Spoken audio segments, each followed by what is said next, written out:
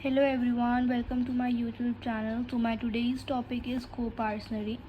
So basically अगर co-partnery को हम देखें तो इसका मीनिंग होता है जॉइंट हायरशिप. ठीक है. अब co-partnery सेल्फ अर्न भी हो सकती है और इंसिस्टर प्रॉपर्टी भी हो सकती है. मतलब कि एक प्रॉपर्टी वो होती है जो हमने सेल्फ अर्न करी होती है, मतलब हमने कहीं से अर्न करके जो है बनाया होता है. एक प्रॉपर्टी हमारी होती है इंसिस्टर प्रॉपर्टी, मतलब कि जैसे जो हमारे दादाजी की होती है, परदादाजी की होती है, उसे हम इंसिस्टल प्रॉपर्टी बोलते हैं. तो ये जो टू काइंड्स ऑफ प्रॉपर्टी होती है हिंदू लॉ में.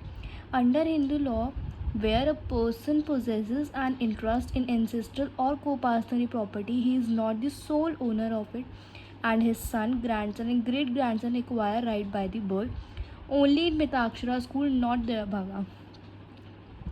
सो बेसिकली क्या होता है, को-पार्टनरी में क्या चीज़ फॉलो होती है कि को-पार्टनरी बेसिकली जॉइंट हिंदू फैमिली में हमारा यूज़ होता है.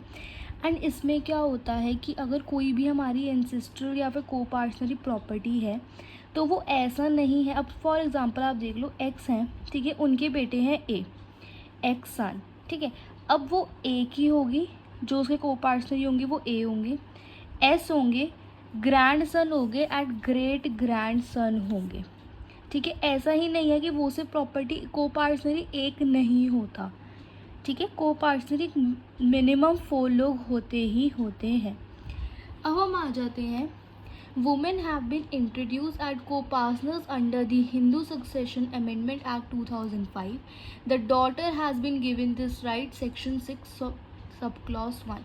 अब बेसिकली क्या है कि पहले के टाइम पे जो हमारे को-पार्टनरीज होते थे वो सिर्फ हमारे मेल मेंबर्स होते थे, पर अब के टाइम पे फीमेल मेंबर्स भी है, बट वो कोई भी वाइफ नहीं हो सकती, सिर्फ डॉटर ही होंगी. और ये किसके अकॉर्डिंग है? According to the Hindu succession amendment act 2005. A single person cannot form co-partners. There should be at least 2 members to start a co-partnery. तो जैसे कि मैंने आपको यहाँ पे एग्जांपल दिया था कि जो हमारा ए है सिर्फ वो को-पार्टनरी नहीं होगा, ये 2 को-पार्टनरीज हो सकते हैं, मिनिमम 2 मेंबर्स हो सकते हैं, बट मैक्सिमम हमारे 4 मेंबर्स जाते हैं, विच आर जैसे कि ए हो गया, ए का सन हो गया, ग्रैंड सन हो गया और ग्रेट ग्रैंड सन हो गया. An illegitimate son of a lineal male descendant is a member of the joint family but is not a co-partner. तो इनकेस कोई भी illegitimate son होगा तो वो co-partner नहीं बन सकता. But if the partition takes place between the father and the son, illegitimate son can be allotted a share. तो हाँ, अगर इलेजिटिमेट सन है तो वहाँ पे क्या होगा, वो को-पार्टनर तो नहीं बन सकता, बट इनकेस अगर कोई भी पार्टीशन फादर करता है तो उस केस में क्या होता है कि उन्हें शेयर अलॉट करा जाता है. ये हमारा जिस केस में डिस्कस हुआ था वो है गुड़ नारायण दास वर्सेस गुड़ तहल Das 1952. Now the father can give equal share to illegitimate son if he is alive, but if he is dead the son will get the 1.5 share of the legitimate son. अब basically क्या है कि अब father हैं, वो क्या कर रहे हैं, प्रॉपर्टी का डिस्ट्रीब्यूशन कर रहे हैं. तो जब वो प्रॉपर्टी का डिस्ट्रीब्यूशन कर रहे हैं तो ऐसा नहीं है कि वो कुछ भी शेयर देंगे, वो इक्वल शेयर देंगे. ठीक है, इलेजिटिमेट को भी लेजिटिमेट को भी. बट इन केस फादर की डेथ हो गई है तो जो सन को, जो उनके लेजिटिमेट सन को शेयर दिया जाएगा उसका 1/2 शेयर इलेजिटिमेट सन को दिया जाएगा. अब हम आ जाते हैं इंसेन मेल मेंबर पे. And insane male member of the family is not a co-partner and his rights are temporarily suspended till recovery, but if partition takes place he will be allotted the share. तो अगर हमने अभी ऊपर पढ़ा कि illegitimate mail सन है, but अगर similarly हम देखें कि एक इंसेन मेल मेंबर है तो उस केस में क्या होता है, उस केस में ये होता है कि इंसेन मेल मेंबर की हम वेट करते हैं कि अगर वो लोग ठीक हो जाते हैं उसके बाद तो वो को-पार्टनर बन सकते हैं. ठीक है, बट इनकेस दोबारा से वही बात आती है, कोई भी बंटवारा होता है प्रॉपर्टी का तो उसमें उनको शेयर दिया ही जाएगा. फिर हमारा आता है इंसिडेंस ऑफ को-पार्टनरशिप. अब इसमें बेसिकली क्या होता है, फर्स्ट पॉइंट है co-partners has right only by birth और अडॉप्शन. तो जैसे ही मैंने किसी भी चाइल्ड को अडॉप्ट करा तो उसके पास को-पार्टनर्स का राइट होगा. सिमिलरली अगर कोई भी बर्थ मतलब होता है किसी मेल मेंबर का तो बर्थ से ही उनका को-पार्टनर का राइट मिल जाएगा. Second point is until partition takes place, it is an unpredictable and fluctuating interest which may be enlarged by deaths and diminishes by birth in the family. Third point है हमारा, every co-partner has a right to be in a joint possession and enjoyment of joint property. तो जितने भी को partners होते हैं सबके पास equal right होते हैं. ऐसा नहीं किसी के पास कुछ और होगा, किसी के पास कुछ और होगा, अनलेस एंड अनटिल वो इलेजिटिमेट सन हो या फिर इनसेन मेल हो. Fourth is every co partner has right to be maintain including a right to marriage expenses. तो हर एक को पार्टनर के पास राइट होता है कि वो मैरिज एक्सपेंसेस को भी बियर करेगा.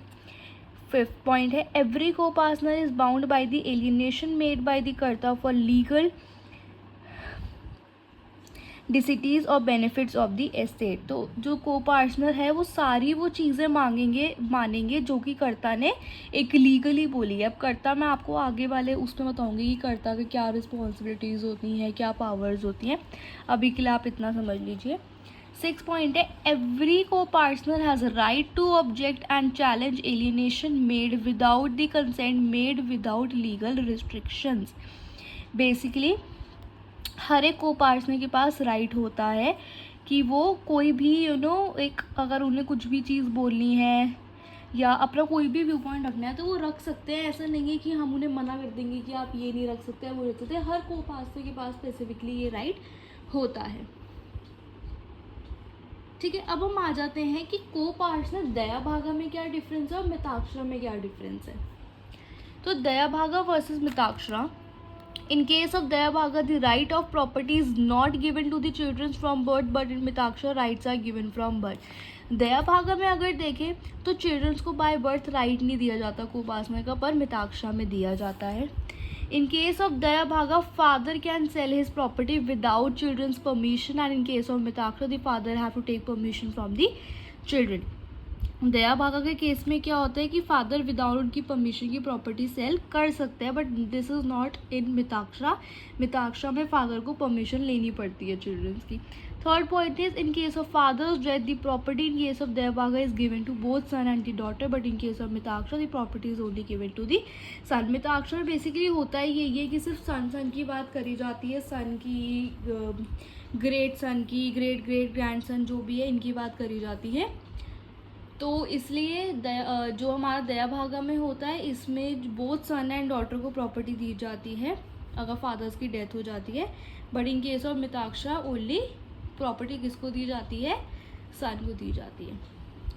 आई होप आपको मेरी ये वीडियो पसंद आएगी. प्लीज़ एंड तक वॉच करिएगा and please subscribe to my YouTube channel. Thank you.